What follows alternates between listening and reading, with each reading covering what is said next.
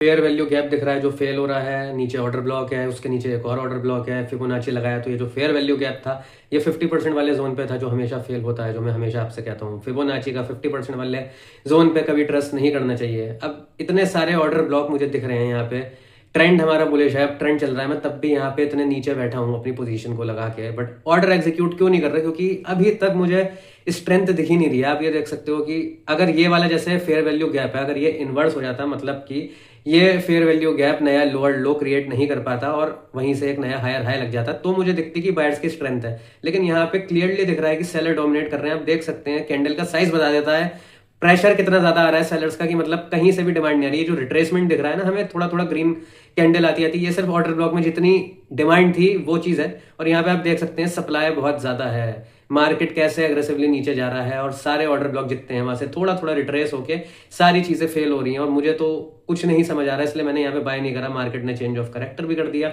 तो जरूरी नहीं होता कि सारे ऑर्डर ब्लॉक पे हमें बाय करना है। इवन मुझे अगर ऊपर कोई चांस मिलता तो मैं जरूर वहां पे सेल करता। यहाँ पे देखिए इस ऑर्डर ब्लॉक से भी डिमांड आई, बट ये भी इवेंचुअली फेल होगी बिकॉज ये सिर्फ पेंडिंग ऑर्डर है जो एग्जीक्यूट हो रहे हैं, बट जो मेन कंट्रोल है यहाँ पे वो सेलर्स का है। आप ये देख सकते हैं कितना ज्यादा रिजेक्शन आ रहा है, कैंडल का साइज बता देता है, और हम 15 सेकंड के टाइम फ्रेम पे भी देख रहे हैं तो वहां पे कंसोलिडेशन दिख रहा है। और यहाँ पे भी देखते हैं कैसे क्या हो रहा है, मुझे तो दिख नहीं रही स्ट्रेंथ।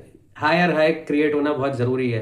अब ये मुझे फेयर वैल्यू गैप दिख रहा है, देखते हैं यहाँ पे क्या होता है। अगर यहाँ पे मुझे थोड़ा सा बुलिश साइन दिखेगा, फेयर वैल्यू गैप रिस्पेक्ट होगा तो मैं यहाँ पे बाय करूंगा, लेकिन इवेंचुअली नया लोअर लो लग गया है और ये वाला हमारा फेयर वैल्यू गैप भी फेल हो गया है। यहाँ पे अब इन्वर्स करना है इसे फिर से ही, ये जो बियरिश वाला दिख रहा है, अगर यहाँ से मार्केट ने नया हायर हाई लगा दिया, मतलब लोअर लो नहीं लगना चाहिए, हायर हाई नया लगना चाहिए, इस हाई के ऊपर मार्केट अगर निकल गया तो हम रिट्रेसमेंट पे बाय कर सकते हैं। बट अभी तक आप देख सकते हैं इतना सा बचा है, लेकिन अभी तक हाई ब्रेक नहीं हुआ है और हम वेट कर रहे हैं क्या होता है। ये वाला लो ही ब्रेक होगा मेरे हिसाब से तो, क्योंकि मुझे तो यहाँ पे स्ट्रेंथ दिख नहीं रही है।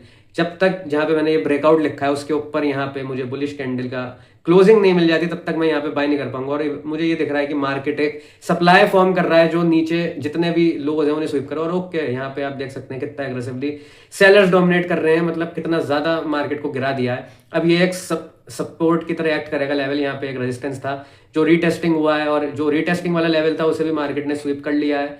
अब देखते हैं यहाँ से डिमांड आनी चाहिए, डिमांड आ रही है और मैंने एक ट्रेड भी लगा दिया है, बट मुझे लगता नहीं है ये फिर पास होगा। मैंने इसलिए बहुत छोटी क्वांटिटी डाली है और देखते हैं क्या होता है। यहाँ पे थोड़ा प्रॉफिट भी चलने लगा है, स्पाइक आ रही है, लेकिन मुझे नहीं लगता यहाँ पे कुछ होगा, ये फेल ही होगा। और ये ओके, हमारा स्टॉप लॉस हिट हो गया, इसलिए मैंने यहाँ पे ज्यादा क्वांटिटी नहीं डाली क्योंकि मुझे पता था मैं ट्रेंड के अगेंस्ट जा रहा हूँ, इसलिए मुझे यहाँ पे क्वांटिटी कम ही रखनी थी। स्कैल्प करते हो तो अगेंस्ट दैट ट्रेंड जाते हो और इसलिए आपको क्वांटिटी कम ही रखनी चाहिए थी, इसमें ये है।